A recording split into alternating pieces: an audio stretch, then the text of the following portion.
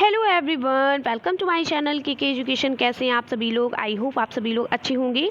तो आप लोगों को मैं डीएलएड सेकेंड सेमेस्टर का पेपर गणित में राजन सीरीज़ को करा रही थी, जिसमें से कल मैंने आपको 15 क्वेश्चंस करा दिए थे और आज मैं उसी के आगे जो आपका क्वेश्चन नंबर 16 है, यहाँ से मैं क्लास को स्टार्ट करती हूँ।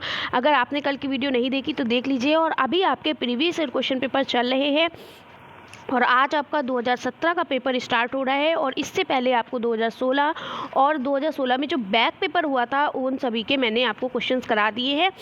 ये आपकी राजन सीरीज चली, इसमें आपके प्रीवियस ईयर क्वेश्चन पेपर भी कवर हो जाएंगे, इसके साथ साथ इंपॉर्टेंट क्वेश्चन और उसके साथ साथ और भी अदर क्वेश्चन जो होंगे वो सभी आपके कवर हो जाएंगे। यानी कि अगर आपने पूरी राजन सीरीज पढ़ ली तो आपने समझ लीजिए मैथ पूरी पढ़ डाली। ठीक है, कहीं से भी आपको कुछ पढ़ने की ज़रूरत नहीं पड़ेगी। अगर आपने इतना पढ़ लिया तो भी इनफ है। ठीक है, इससे बाहर आता ही नहीं है। ठीक है, तो चलिए स्टार्ट करते हैं क्लास को स्टार्ट करने से पहले अगर आप चैनल पर नए हो तो जल्दी से सब्सक्राइब कर लो। सारी क्लासेस आपको पर डे मिलती हैं और मिलती रहेंगी। और इसके साथ साथ जितने भी हमारे प्रशिक्षु बोले मैम सोशल साइंस का पेपर करा दीजिए, साइंस का करें, सभी आपके चलेंगे, सब कराएंगे। ठीक है, जितना अभी तक कराया पहले उसको पढ़िए। ठीक है, उसको तो आप लोग पढ़ नहीं रहे हो, पहले उसको पढ़िए और धीरे धीरे हम सारी चीज़ें कवर कराएंगे। आप परेशान क्यों हो रहे हो? अभी तो बहुत टाइम है। ठीक है, तो चलिए स्टार्ट करते हैं 16 क्वेश्चन को। पहले 16 क्वेश्चन में पूछा गया है कि पूर्ण संख्याओं में योग का तत्समक अवयव होता है। तो हम तत्समक अवयव जान लेते होता क्या। तत्समक का मतलब होता है जोड़ने पर वही संख्या मिले, यानी जब हम किसी संख्या को किसी संख्या से जोड़े तो हमें वही ही संख्या प्राप्त हो। ठीक है, मान लो हम 2 को किसी ऐसी संख्या से जोड़े कि हमें 2 ही प्राप्त हो, ये बात यहाँ पर कही गई है। तो 2 में हम ऐसा क्या जोड़ेंगे कि हमें 2 मिल जाएगा? तो 2 में हम जब 0 जोड़ेंगे तभी हमें 2 मिलेगा। ठीक है, यानी कोई अगर आपसे कहे आपको मैं 2 रुपये दे रहा हूँ लेकिन कल मैं जब आपसे मिलने आऊँ तो मुझे 2 रुपये ही मिले। ठीक है, और इसमें से कुछ रुपए आप राहुल को दे दीजिएगा। तो आप क्या करोगे? आप राहुल को कुछ नहीं दोगे, तभी तो आपके पास 2 रुपये बचेंगे। तो जब वो कल इंसान आएगा तो आपके पास क्या होंगे? वही 2 रुपये मिलेंगे। ठीक है, आप वो 2 रुपये नहीं खर्च करोगे तो 2 रुपये मिलेंगे, वही बात कही गई है। तो हम जब किसी संख्या में 0 जोड़ेंगे तभी तो हमें वही संख्या मिलेगी। ठीक है, तो तत्समक का मतलब होता है कि जोड़ने पर वही संख्या प्राप्त होना। या जब गुणे का तत्समक अवयव पूछा जाता है तो इसका मतलब होता है गुणा करने पर वही संख्या मिल जाए, जिससे क्या होता है गुणा करने पर भी हमें क्या हो वही संख्या मिले, तो वो तत्समक कहलाता है। ठीक है, गुणे का तत्समक अवयव कहलाता है। लेकिन यहाँ पर योग का पूछा गया तो हम इसी के बारे में सिर्फ चर्चा करते हैं। तो पूर्ण संख्याओं में योग का तत्समक अवयव होता है। तो पूर्ण संख्याओं में योग का तत्समक अवयव क्या होता है? वही संख्या होती है। ठीक है, आप यहाँ पर कहा गया है कि पूर्ण संख्याओं में तो योग का तत्समक अवयव क्या होता है? 0 होता है, 0 होता है। ठीक है, अभी मैंने आपको बताया आप 2 में ऐसी संख्या जोड़ो कि 2 हमें वही संख्या प्राप्त हो। तो हम 2 में ऐसा क्या जोड़ेंगे? 2 में हम 0 जोड़ेंगे, 2 में हम 0 जोड़ेंगे, तभी तो हमें वही संख्या प्राप्त होगी। तो योग का तत्समक अवयव क्या होता है? 0 होता है। समझ में आ गया? अब यहीं पर अगर पूछा जाए कि गुणे का तत्समक अवयव क्या होता है, तो हम किसी संख्या को ऐसी संख्या से गुणा करेंगे कि हमें वही संख्या प्राप्त हो। तो आप किससे गुणा करोगे? 2 को 1 से गुणा करोगे तभी तो हमें वही संख्या प्राप्त होगी। अगर अभी यहाँ पे गुणे का तत्समक अवयव पूछा जाता और आप 2 को 0 से गुणा करते तो 0 आता। ठीक है, ठीक है, 2 0 0 होता है, 2 0 0 होता है ना। तो हमें क्या है? 2 एकम 2, यानी कि हम 1 से गुणा करेंगे तो हमें वही संख्या प्राप्त होगी। तो गुणे का तत्समक अवयव 1 होगा और जोड़ का यानी योग का तत्समक अवयव क्या होगा? 0 होगा। समझ में आ गया? तो ये था आपका आंसर कि पूर्ण संख्याओं में योग का तत्समक अवयव क्या होगा? 0 होगा, क्योंकि किसी भी संख्या में अगर हम 0 को जोड़ेंगे तो हमें वही संख्या प्राप्त हो जाएगी। चलिए, आई होप आपको समझ में आ गया होगा। तो हम आगे बढ़ते हैं इसी प्रश्न के साथ। अगला प्रश्न है आपका कि 56, 70 और 84 का लघुत्तम समापवर्तक बताइए। ठीक है, तो आप हमेशा निकालते आए हो, फर्स्ट सेमेस्टर में भी आपने निकाला। सबसे इजी क्वेश्चन होता है और बहुत बढ़िया क्वेश्चन होता है। तो चलिए हम 56, 70 और 84 का लघुत्तम समापवर्तक निकालते हैं। 56, 70 और 84 का चलिए निकालते हैं। 56, 70 और 84 का, यही तो कहा था ना। चलिए इसका हम लघुत्तम समापवर्तक निकालते हैं। तो सबसे पहले हम छोटी से छोटी संख्या से हम क्या देते हैं? भाग देते हैं। तो सबसे छोटी अभाज्य संख्या क्या है? 2 है। चलिए 2 से करते हैं, तो 2 दूनी 4, 2 8 16, ठीक है। अब ये कितनी 70 कितनी बार जाएगा, 2 3 6, 1 बचा, 2 5 10, क्या 84 जाएगा, बिल्कुल जाएगा, 2 चक्कू 8 हो जाएगा, 2 दूनी 4, ठीक है। इस तरीके से हो गया। अब चलिए अगला है, ये भी 2 से कट जाएगा, 2 आपका जो है 2 1 कम 2, 2 चक्कू 8, यानी 14 दूना 28 होता है। 35 नहीं कटेगा, इसलिए हम 35 लिख लेते हैं, 2 से नहीं कटेगा क्योंकि लास्ट में 5 है। 42 कट जाएगा, क्या होगा, 2 दूनी 4, 2 1 कम 2, ठीक है। चलिए अभी भी ये 2 से कट जाएगा, 2 सत्ती 14, और 35 नहीं कटेगा तो हम वैसे ही उतार, जो संख्या नहीं कटती उसको हम वैसे ही उतार देते हैं, ठीक है। अब ये 5 बार जाएगा, 3 से चला जाएगा, ठीक है। 7 नहीं जाएगा, 7 को उतार लेंगे, और 35 भी नहीं जाएगा तो इसको वैसे ही उतार लेंगे, और 3 सत्ते 21 होता है, ठीक है। अब ये 7 बार जाएगा, अभी ये 5 बार चला जाएगा, ठीक है। पहले हम छोटी ही से छोटी संख्या लेते हैं, तो 7 नहीं जाएगा, इसको वैसे ही उतार लेंगे, 5 सत्ते 35 होता है 7। अब ये 7 बार में सभी चले जाएंगे, ठीक है, 7 बार में सभी चले जाएंगे। हमारे पास क्या बचा, हमारे पास बचा 2 गुणे 2 गुणे 2, ये संख्या जो होती है इसको हम गुणा कर लेते हैं, ठीक है। तो 3 बार 2 था, हो गया, फिर क्या है गुणे 3, उसके बाद क्या है गुणे 5 गुणे 7। अब इसको हम क्या करते हैं, गुणा कर लेते हैं। 2 दूनी 4, 4 दूनी 8, 8 त्रिक 24, और 24 पंचे होता है 120, और 120 को हम 7 से गुणा करेंगे तो हो जाएगा 840। तो ये हमारा उत्तर होगा, ठीक है। चलिए देखते हैं क्या 840 कहीं पर आंसर है क्वेश्चन नंबर 17 में। बिल्कुल सही। कितना उत्तर आएगा हमारा, 840। बहुत सही। चलिए अब अगला प्रश्न देखिए, रिपीट किया है, कल की तरह वही क्वेश्चन आया है। समीकरण ये आप सीख लीजिए, बहुत टफ नहीं होता है, ठीक है, बहुत आसान होता है। इसको 2-3 बार आप प्रैक्टिस करोगे हो जाएगा। जिन्हें बिल्कुल गणित नहीं आती वो भी कर लेंगे, मेरे साथ जुड़े हो तो आराम से करोगे।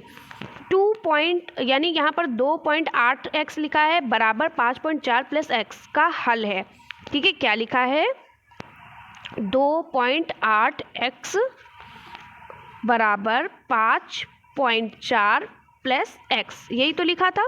चलिए इसको हल करते हैं। तो हम क्या करते हैं, जो x को एक पास ले आते हैं, है ना, हम इसको घटा देते हैं। तो 2.8x, और इस x को जब इधर लाएंगे तो ये प्लस में है, ये किधर क्या हो जाएगा, इधर जब लाएंगे तो इसका चिन्ह क्या होता है, बदलता है। किसी भी हम एक पक्ष से दूसरे पक्ष को, किसी भी संख्या, किसी भी चर को ले जाते हैं तो वो क्या होता है, उसका चिन्ह भी बदलता है। तो यहाँ पर -x हो जाएगा। और एक चीज़ याद रखिएगा, ये जो x लिखा है इसमें एक छिपा हुआ है, यानी ये 1x है, ठीक है। जैसे ये 2.8x है वैसे ये 1x है, हम इसको 1x मान लेते हैं क्योंकि आप कंफ्यूज ना हो, ठीक है।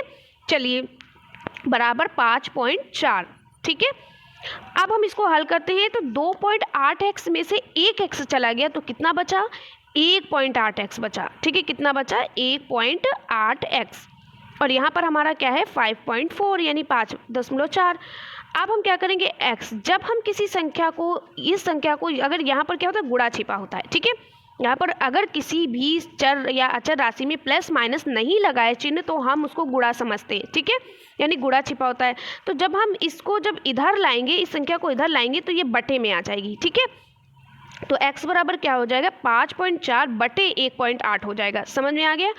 एक चीज़ याद रखिएगा, जब भी दशमलव के बाद ऊपर की संख्या और नीचे के दशमलव के बाद, यानी अंश में अगर दशमलव के बाद एक संख्या है और हर में भी दशमलव के बाद एक संख्या, यानी दशमलव के बाद ऊपर नीचे दोनों संख्याएं समान होंगी। समान का मतलब ये है कि नंबर ऑफ जो नंबर जो होगा एक होगा, जैसे कि दशमलव के बाद एक संख्या लिखी है, यहाँ भी दशमलव के बाद एक संख्या लिखी, तो ये दशमलव हमारा क्या होगा, कैंसिल हो जाएगा। समझ में आ गया।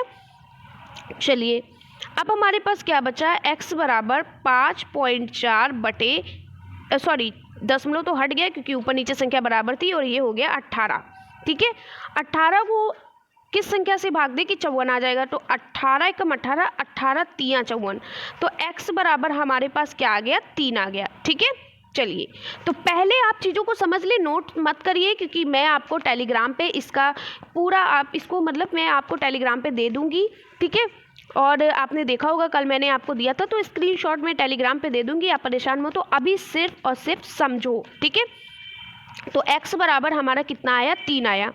क्या x बराबर 3 यहाँ पर आया है, बिल्कुल आया है, यही आपका उत्तर है।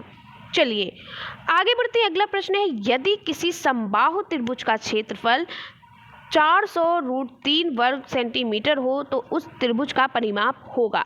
ठीक है, यहाँ पर क्या कहा गया है, किसी समबाहु त्रिभुज में क्या होती है, जिसकी तीनों भुजाएं बराबर हो। ठीक है, एक ऐसा त्रिभुज जिसकी तीनों भुजाएं क्या है, बराबर हो। ठीक है, तो उसका जो क्या होगा यहाँ पर पूछा गया है, तो उसका क्षेत्रफल 400√3 वर्ग सेंटीमीटर है, तो उस त्रिभुज का परिमाप क्या होगा।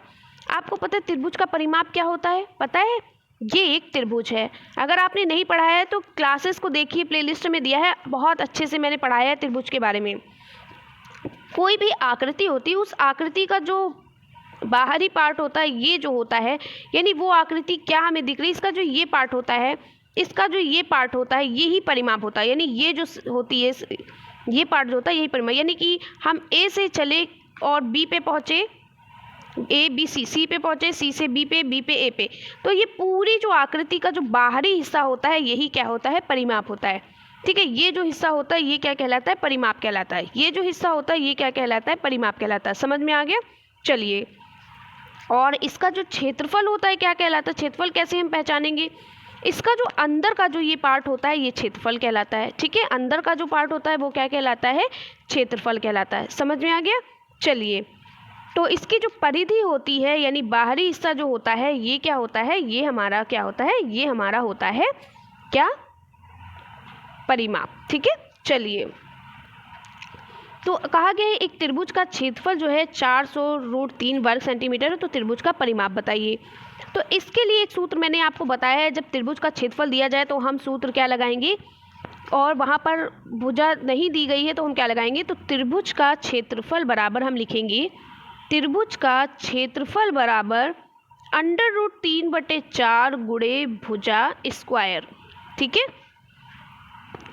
तो त्रिभुज का क्षेत्रफल हमें दिया गया है, त्रिभुज का क्षेत्रफल है हमारा, इसको हम इस तरीके से भी लिख लेते हैं, बहुत से हमारे प्रशिक्षु कंफ्यूज हो जाएंगे, तो हम इसे भुजा स्क्वायर को हम भुजा गुणे भुजा भी लिख सकते हैं। ठीक है, समझ में आ गया, क्या लिख सकते हैं, भुजा गुणे भुजा। अब यहाँ पर क्षेत्रफल हमारा दिया गया है, कितना दिया गया है क्षेत्रफल हमारा, 400√3। ठीक है, तो चलिए हम इसे हल करते हैं। तो हमारा क्या है, √3 से कट जाएगा, क्योंकि जब भी यहाँ पर बटे में 1 समझ लीजिए। ठीक है, जब भी ऊपर की संख्या इधर और इधर बराबर में ऊपर की संख्या समान हो तो वो कट जाती है, यानी ये संख्या इस संख्या को हम काट सकते हैं। ठीक है, लेकिन इससे इसको नहीं काट सकते, इससे सिर्फ गुणा कर सकते हैं। अब हमारे पास क्या बचा, 400, यहाँ पर स्पेस नहीं है तो थोड़ा सा ऊपर हम करेंगे, आप इसको ध्यान से समझ लीजिए। तो क्या था हमारे पास, 400√3 बराबर √3/4 गुणे भुजा स्क्वायर, यही तो था।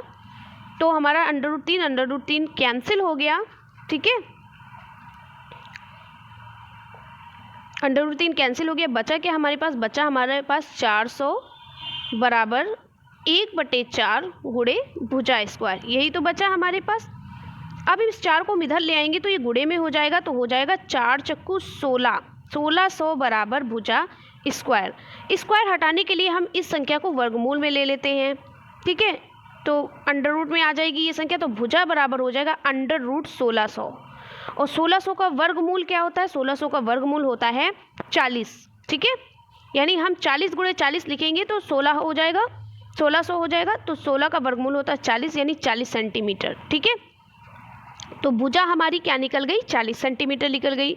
लेकिन अभी यहाँ पर ख़त्म नहीं हुआ है मामला, यहाँ पर पूछा क्या गया है, यहाँ पर कहा गया है, हमें अभी तो भुजा मतलब पता चली है। ठीक है, यहाँ पर पूछा गया है कि तो उस त्रिभुज का परिमाप क्या होगा, तो अभी हमें परिमाप भी निकालना है। तो त्रिभुज का परिमाप बराबर क्या होता है, त्रिभुज का परिमाप बराबर होता है 3 गुणे भुजा। ठीक है, 3 गुणे भुजा, तो 3 गुणे और भुजा हमारी कितनी निकली, 40, तो क्या हो गया, त्रिभुज का परिमाप क्या हो गया, त्रिभुज का परिमाप हो गया 3 चक्कू 12 और 120, 40 3 120, यानी 120 सेंटीमीटर, यही हमारा आंसर है। त्रिभुज का परिमाप 3 गुणे भुजा कैसे हुआ, अब ये त्रिभुज का परिमाप है, ये त्रिभुज का परिमाप है, तो इसमें कितनी भुजाएं हैं, 1 2 3। ठीक है, इसलिए 3 गुणे भुजा। समझ में आ गया। चलिए, तो ये आपका उत्तर है। उत्तर आपका कितना आया, उत्तर आपका आया 120। ठीक है, चलिए आगे बढ़ते हैं। अगला क्वेश्चन, चलिए ये देखिए अगला क्वेश्चन स्क्रीन पर दिया गया है। क्या दिया गया है, x square minus 2xy plus 9y square और x square plus 2xy minus 8y square का योगफल क्या होगा। देखिए मैंने आपको जब योगफल पढ़ाया था और मैंने एक इसकी शॉर्ट वीडियोस भी बनाई थी, ठीक है, 2 शॉर्ट वीडियो इसकी बनाई है।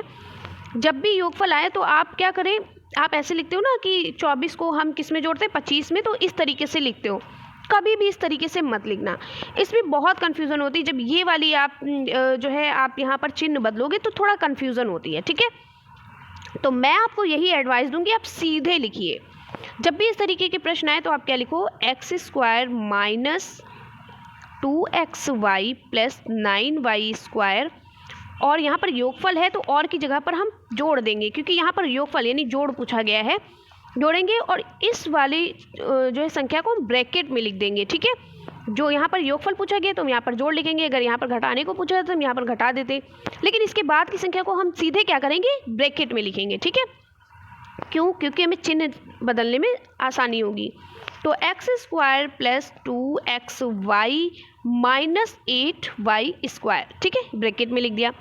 अब हम क्या करते हैं, इस ब्रैकेट को खोलते हैं, तो हम लिखेंगे ये ऐसे ही लिख देंगे, x square minus 2xy plus 9y square, ठीक है।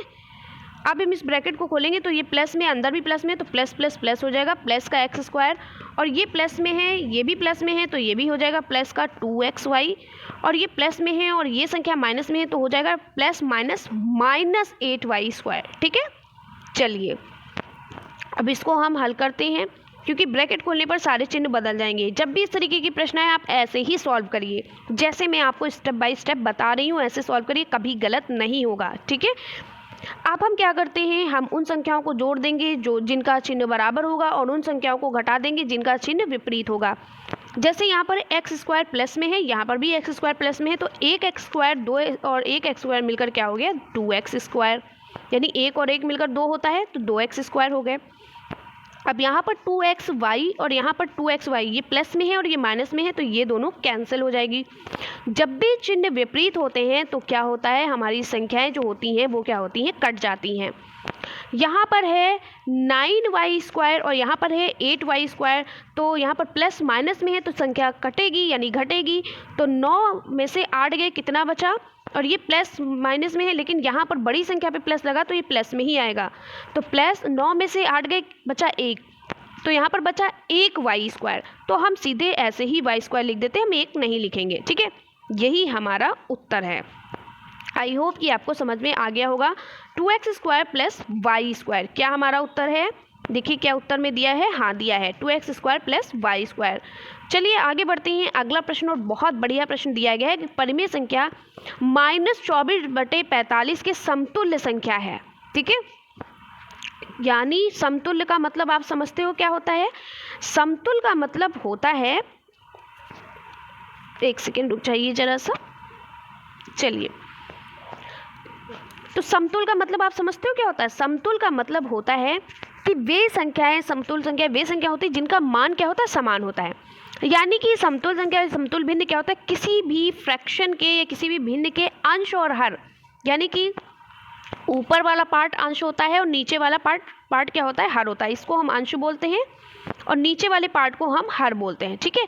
तो किसी भी भिन्न का अंश और हर को यदि अगर एक समान अंक से गुणा करें या हम भाग कर दें तो वो समतुल्य कहलाता है, ठीक है।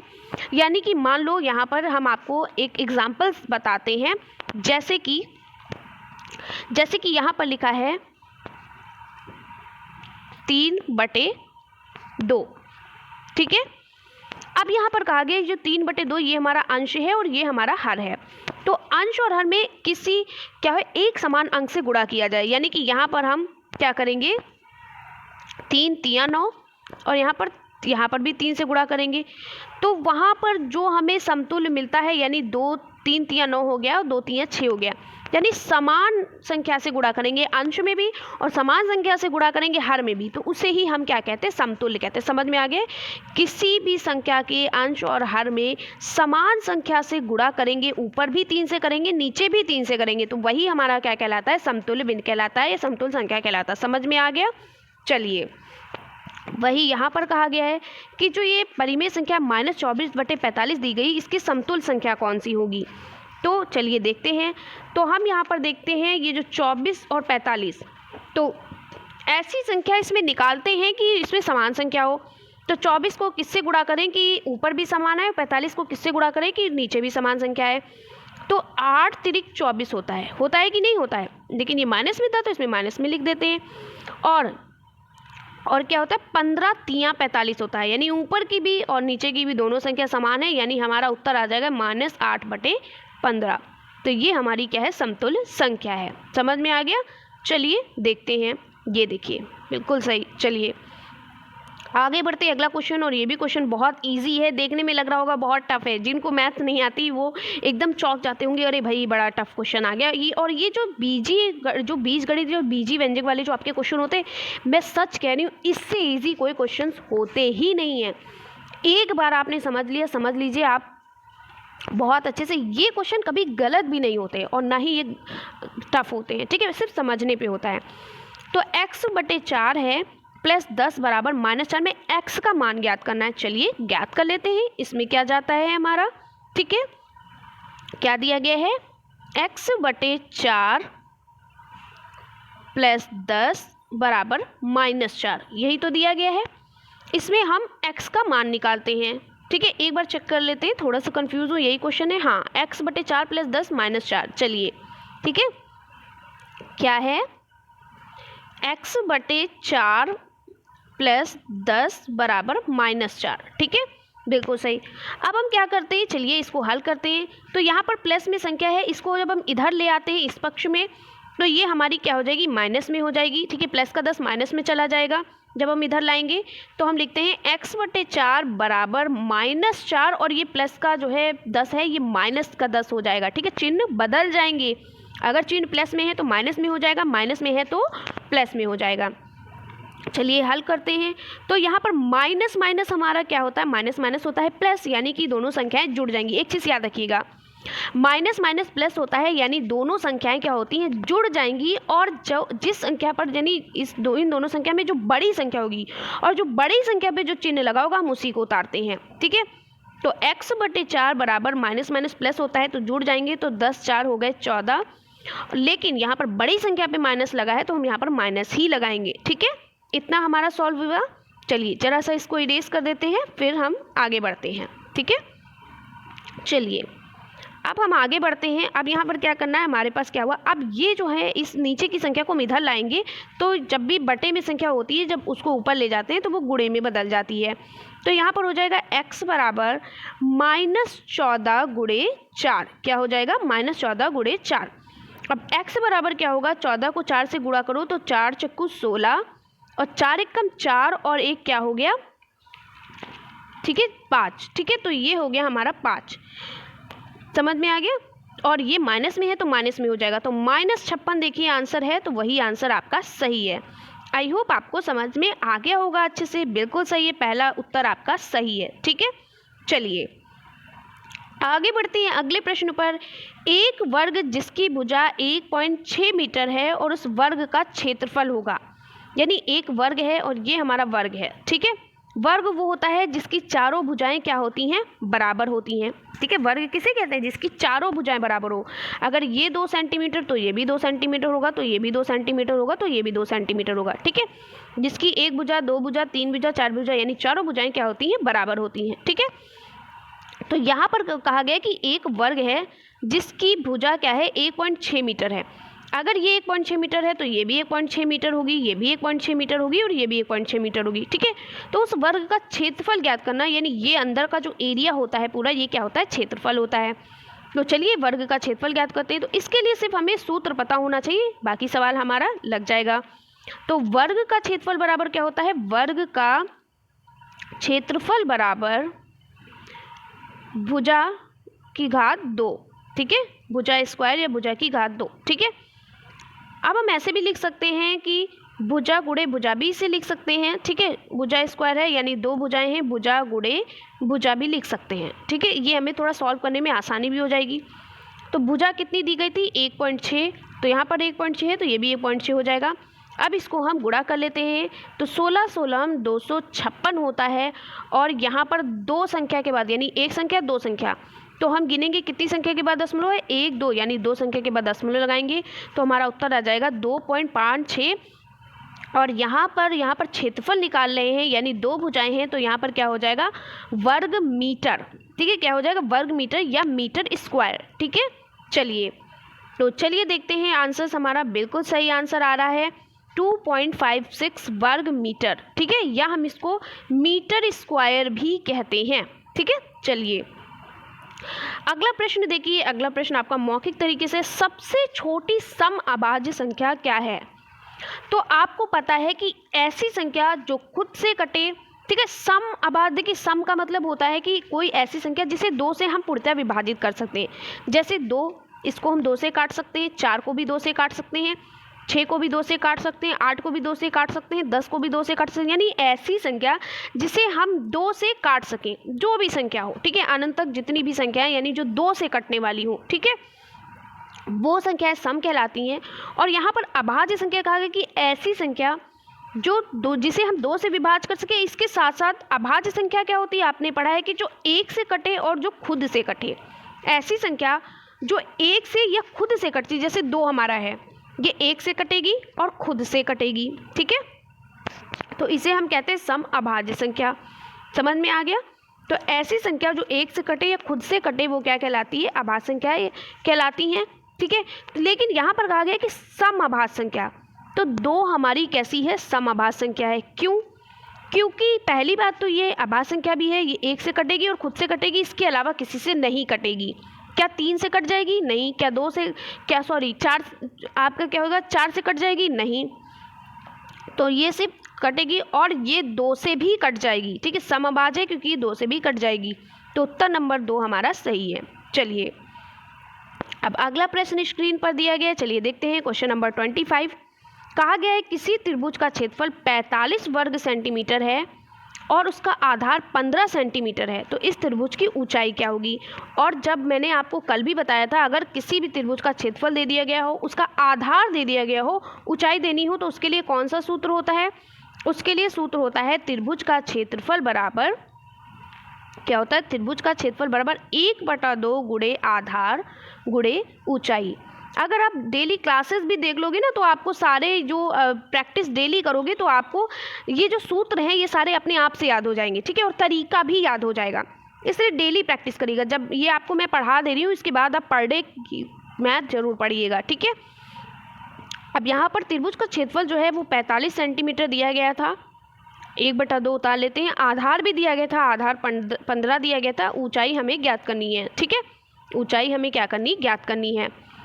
तो ये 15 जो है ये 45 से कट जाएगा, 45, और ये 15 जब इधर लाएंगे तो ये बटे में आ जाएगा। ठीक है, बराबर 1/2 गुणे ऊंचाई। ठीक है, अब 15 से 45 कट जाएगा, 15 कम 15, 15 3 45। ठीक है, अब जब 2 को इधर लाएंगे तो ये हो जाएगा 3 गुणे 2। ठीक है, 3 गुणे 2 बराबर ऊंचाई।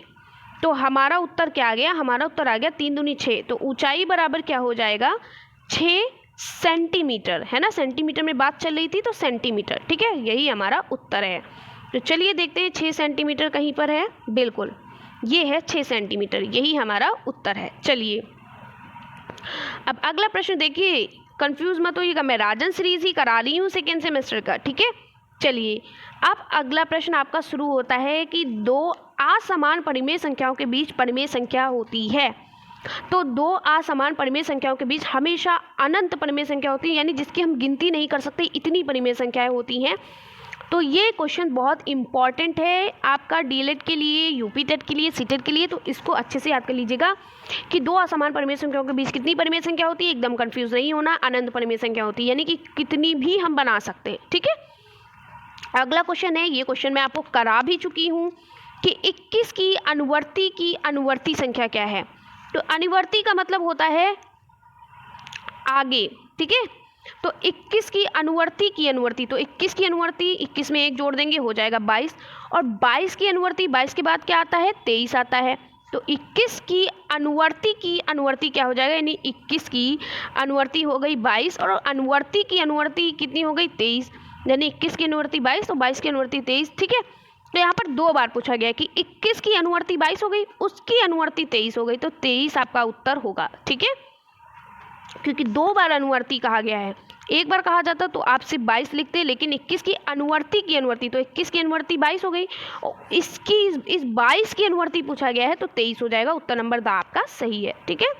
चलिए अगला प्रश्न है, ये क्वेश्चंस आपको मैं सॉल्व करा चुकी हूँ पहले से ही, लेकिन यहाँ पर आया है तो करा देती हूँ, ठीक है। अगला क्वेश्चन है आपका, एक आयताकार मैदान का क्षेत्रफल 0.5 हेक्टेयर है, ठीक है। यदि एक मैदान की एक भुजा 125 मीटर है तो दूसरी भुजा का माप क्या होगा, ठीक है। यहाँ पर कहा गया है कि एक आयताकार मैदान का क्षेत्रफल क्या है। देखिए सबसे पहले तो हम क्या करते हैं, यहाँ पर जो हमारा क्षेत्रफल दिया गया वो हेक्टेयर में दिया है और इसकी भुजा मीटर में दी गई है, तो पहले हम हेक्टेयर को मीटर में कन्वर्ट करते हैं। सबसे पहले तो पॉइंट यही सीखते हैं। तो हेक्टेयर को मीटर में कैसे कन्वर्ट करते हैं, एक यहाँ पर कहा गया है कि 0.5 हेक्टेयर जो है उसको हम मीटर में कन्वर्ट करेंगे तो ये हो जाएगा 5000 मीटर स्क्वायर हो जाएगा। समझ में आ गया। चलिए अब यहाँ पर मैदान की जो एक भुजा यानी मैदान की जो लंबाई जो है वो दी गई है 125 मीटर, ठीक है। लेकिन दूसरी भुजा यानी कि इसकी जो चौड़ाई है वो हमें क्या करना है, ज्ञात करना है। समझ में आ गया। ये हमारा इतना क्वेश्चन था। अब हम इसी के हिसाब से अपना सूत्र लगा लेते हैं। तो क्या होगा, आयताकार मैदान का क्षेत्रफल बराबर क्या हो जाएगा, लंबाई गुणे चौड़ाई। आयताकार मैदान यानी इस तरीके से दिया गया है, लंबाई गुणे चौड़ाई, तो इसका सूत्र होता है आयताकार मैदान का क्षेत्रफल बराबर होता है लंबाई गुणे चौड़ाई, ठीक है। चलिए अब इसको हम लिखते हैं। तो क्या हम लिखेंगे, आयताकार मैदान का क्षेत्रफल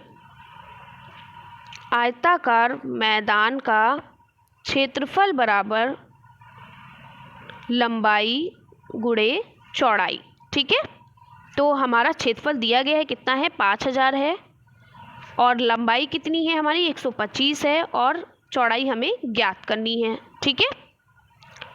तो अब यहाँ पर हम 5000 और जब हम 125 को इधर लाएंगे तो ये बटे में हो जाएगा 125 को हम जो हमारा है ये 40 बार जाएगा, ठीक है।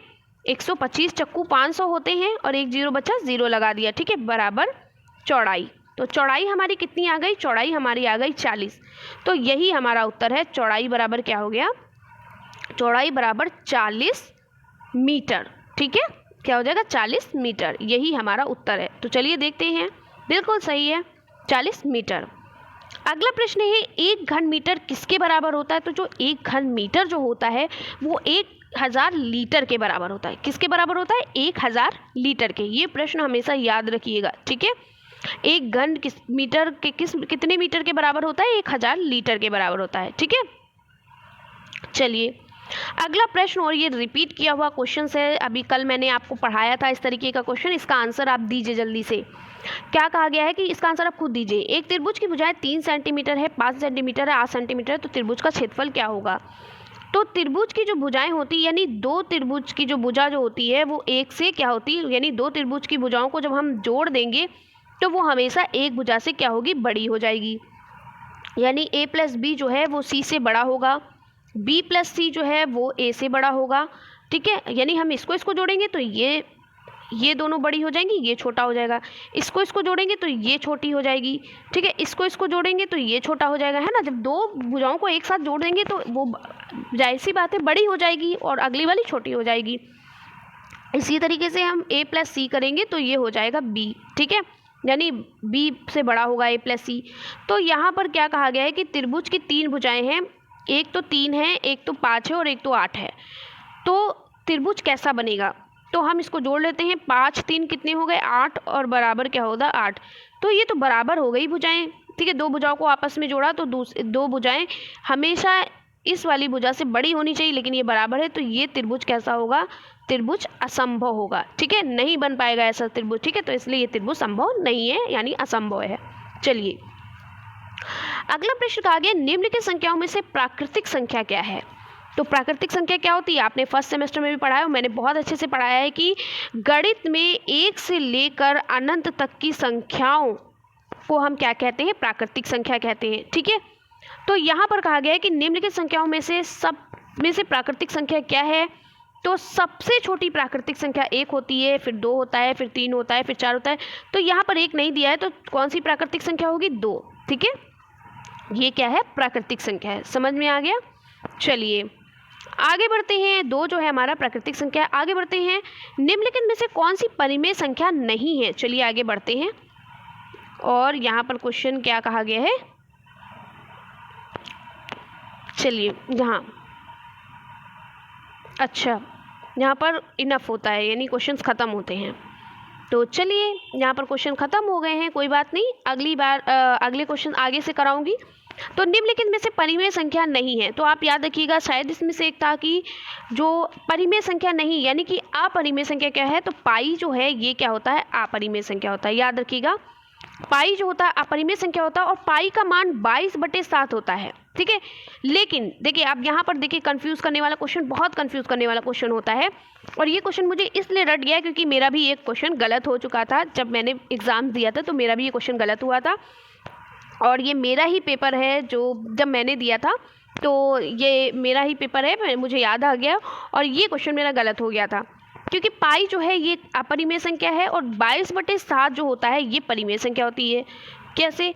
क्योंकि ये देखिए 22/7 जो है ये परिमेय संख्या होती है, जबकि ये पाई का ही मान है। पाई का मान क्या होता है? 22/7, लेकिन पाई एक अपरिमेय संख्या होती है, और 22/7 ये क्या है? परिमेय संख्या है। ठीक है, याद रखिएगा। तो यहाँ पर पूछा है कि परिमेय संख्या नहीं है, यानी कि अपरिमेय संख्या कौन सी है? तो पाई हमारा क्या है? अपरिमेय संख्या है। यहीं पर मैंने आपको इसका उत्तर दे दिया। ठीक है, तो यही तक ख़त्म होता है, आगे के क्वेश्चंस कल कराऊंगी। तो कैसी लगी वीडियो कमेंट्स में ज़रूर बताइएगा। वीडियो अच्छी लगी है तो लाइक करिए, चैनल को सब्सक्राइब करिए, और बेल आइकन को प्रेस कर लीजिएगा, ताकि जब भी मैं कोई भी वीडियो बनाऊं तो आपको उसका नोटिफिकेशन मिल सके। और आप लोग बहुत सारा प्यार देते हैं, और इसका जो मैंने जो भी सॉल्यूशन दिया है वो सारा सॉल्यूशन आपको टेलीग्राम पे मिल जाएगा। ठीक है, मैं एक कॉपी में लिखकर आपको उसका क्या बोलते हैं सॉल्यूशन दे दूंगी। तो आप टेलीग्राम से जुड़ जाइए। यहाँ पर नहीं दे सकती, मैं वहीं पे दूंगी। यहाँ पे मैं आपको प्रैक्टिस करा रही हूँ। ठीक है, तो यहाँ पर मैं खुद ही आपको चीज़ों को बताऊंगी, कैसे पढ़ना है कैसे नहीं, खुद सॉल्व करके बताऊंगी। तो यहाँ पर देने का कोई फ़ायदा नहीं, इसलिए मैंने इसका जो सॉल्यूशन है वो आपको मैं टेलीग्राम पे दे दूंगी। आप मेरे टेलीग्राम चैनल से ज्वाइन हो जाइएगा। मैं डिस्क्रिप्शन में टेलीग्राम लिंक दे देती हूँ, आप वहीं से आप उस पर क्लिक करिए, आप वहाँ पे जा सकते हो। अगर आपको मन है, आपको अपना फ़ायदा ढूंढना है, तो आप टेलीग्राम पे जाइए और वहाँ पे चेक कर लीजिए। ठीक है, बाकी की क्लासेस जो होती हैं साइंस की, सोशल साइंस की, वो धीरे धीरे मैं आपको कराती रहूँगी। आप लोग परेशान मत हो। ठीक है, सारी चीज़ें आपको क्लियर करा दूँगी, सारी चीज़ें करा रही हूँ। देखो सब चीज़ मैं आपको करा रही हूँ, एक एक प्रीवियस क्वेश्चन पेपर भी सॉल्व करा रही हूँ, तो उसकी टेंशन मत लो। ठीक है, तो चलिए ये मैथ्स, देखिए मैथ्स बहुत बच्चे परेशान थे। देखिए बहुत से बच्चे मैथ्स में बहुत वीक हैं, तो उनका क्या है, अभी से अगर वो प्रैक्टिस नहीं करेंगे तो नहीं कर पाएंगे, क्योंकि जनवरी में आपका पेपर हो सकता है। ठीक है, तो अभी से प्रैक्टिस नहीं करोगे तो नहीं हो पाएगी। तो इसलिए अभी ये इम्पॉर्टेंट है कि आप मैथ्स भी साथ ही साथ पढ़ते चलो। इसके साथ साथ जब भी आपको प्रश्न पत्र जो सॉल्व करा चुकी हूँ उसको भी पढ़िए, और मैंने जो अभी आगे कराऊँगी वो भी साथ साथ पढ़िएगा। लेकिन डेली की पढ़ाई के साथ साथ मैथ ज़रूर 1 घंटा पढ़िएगा। ठीक है, ताकि आपकी बैक ना लग पाए। तो चलिए मिलते हैं इसी तरीके से नेक्स्ट वीडियो में, और खुश रहें, प्रसन्न रहें और स्वस्थ रहें। तो तब तक के लिए बाय बाय, टेक केयर।